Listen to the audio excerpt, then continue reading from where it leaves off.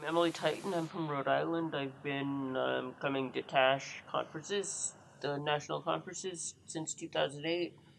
I got involved first because I'm really interested in the human rights of disabled people and all people in general, and human rights and self-advocacy. And that's sort of what, I fell into TASH, and I felt like home when I was brought in. I can't really explain it. I was brought to a TASH New England conference, and I didn't really know what it was, except that I was going to talk about my work in New Orleans after Hurricane Katrina.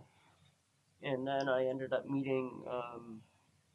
I had a service provision agency at that time, and a lot of their clients were coming out of institutions, and they were non-speaking. They weren't able to communicate, and I was really sort of obsessed with this idea that people had the right to communicate. And so when I came to my first TASH conference, I saw people using letterboards and using FC and using AAC, and I became really, I guess it became somewhat of an obsession that people needed to be allowed to communicate, people who had lived all their lives in institutions. And that was one of the first things that really brought me here. And then I started learning about the eugenics. Like today, I was listening to some of my friends tell me their sad stories about children that they had had in institutions that were taken away from them. People, of course, coercively sterilized. That's the thing that we know about. But when you hear someone that you've known talk about their own experiences and what they've been through, and that you've known them for several years, but they're only now finding their voice and being able to talk about the things that hurt them, and you want to amplify their voices, get their stories out so that people know the horrible things. Like I was talking to my friend, she was telling me that she was so afraid with what's going on that she's going to be forced back into an institution. And I think a lot of people don't know that, and they need to know what happens. And whether they'll care isn't anyone's guess, but talking about it, getting the word out, advocating, trying to create laws to protect people. My friend was killed in a group home because the staff.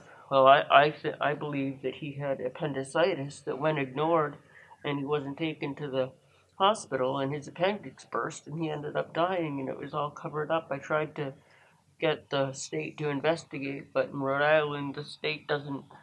The state investigates itself, and nothing happened. It was just horrible, and he still hasn't gotten justice.